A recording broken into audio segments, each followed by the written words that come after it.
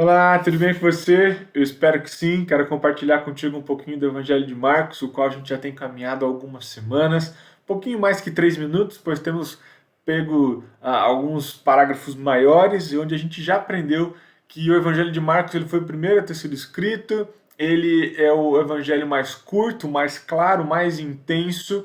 Ele já começa falando da vida do ministério de Jesus. Jesus já aparece como aquele que viria para salvar o povo, mostrando o seu poder. O próprio Deus, né, o Pai, após o seu batismo, fala: não, esse é o meu filho em quem eu me comprazo. Então, revelando realmente, provando para as pessoas que Cristo ele é o Messias que deveria ter vindo e que veio e que agora estava se revelando àquele povo, fazendo muitas curas, muitos milagres, ensinando sobre a doutrina da nova aliança, sobre o uso do sábado, chamando os seus discípulos. Então Jesus ele vai provando, mostrando para todo mundo o seu poder de perdoar pecados, de curas físicas, curas espirituais. Então a gente já aprendeu bastante coisa ao longo dessas semanas e hoje a gente vai caminhar um pouquinho em Marcos capítulo 3, versículos 20 até o 35. Te convido a abrir a sua Bíblia aí e acompanhar um pouco dessa ideia e no final te convido a permanecer para ouvir a aplicação e um pouco dos desafios que a gente tem ao entender um pouco mais sobre esse texto. Então, caminhando nos versículos 20 e 21 do capítulo 3 de Marcos, a gente vê a primeira oposição ao ministério de Jesus.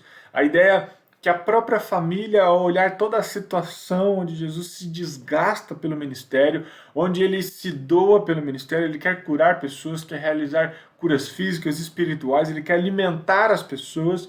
E a multidão maluca para estar perto de Jesus, para ser curada, para ser alimentada. E aí, depois de muito tempo, muitas horas sem comer, muitos dias talvez sem comer, só realizando curas, milagres, conversando com o povo, explicando o verdadeiro evangelho, a família olha para Cristo e fala: nossa, ele está fora de si, isso nunca aconteceu antes, algo de errado está acontecendo, está fora de si. Nos versículos 20 e 21 tem essa expressão. E aí a primeira oposição, a segunda oposição que a gente vê no versículo 22, onde a oposição religiosa olha para Cristo e fala: nossa, esse poder não deve vir dele. Esse poder vem de Beelzebul, vem de Satanás, né? Vem dos demônios, acusando Cristo, dizendo que o poder dele não era verdadeiro, que não vinha do próprio Deus Pai. Então Cristo ele começa a dar a sua resposta a partir do versículo 23.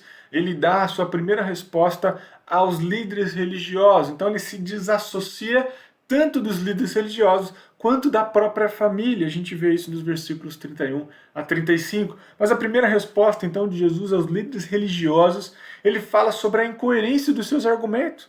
Como que, então, Satanás expulsa Satanás? Não faz sentido Satanás enviar um espírito imundo para dominar ou possuir uma pessoa e Cristo ir lá e libertar essa pessoa. Não faz sentido usar um poder para dominar e depois um poder para não dominar mais, para tirar o seu reino.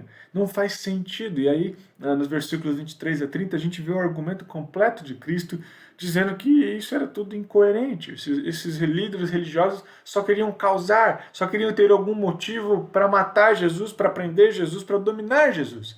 E Jesus está ensinando, se desassociando da religiosidade, dizendo: olha, eu não estou nem aí para aquilo que vocês estão falando. Não faz sentido. Eu não sou de vocês. Eu vim aqui para libertar vocês. Eu vim aqui para revelar o verdadeiro evangelho que traz salvação, que traz liberdade. Vocês estão me associando com Beelzebul? Não faz sentido. A segunda resposta, então, de Jesus, do versículos 31 até o versículo 35, ele responde à própria família.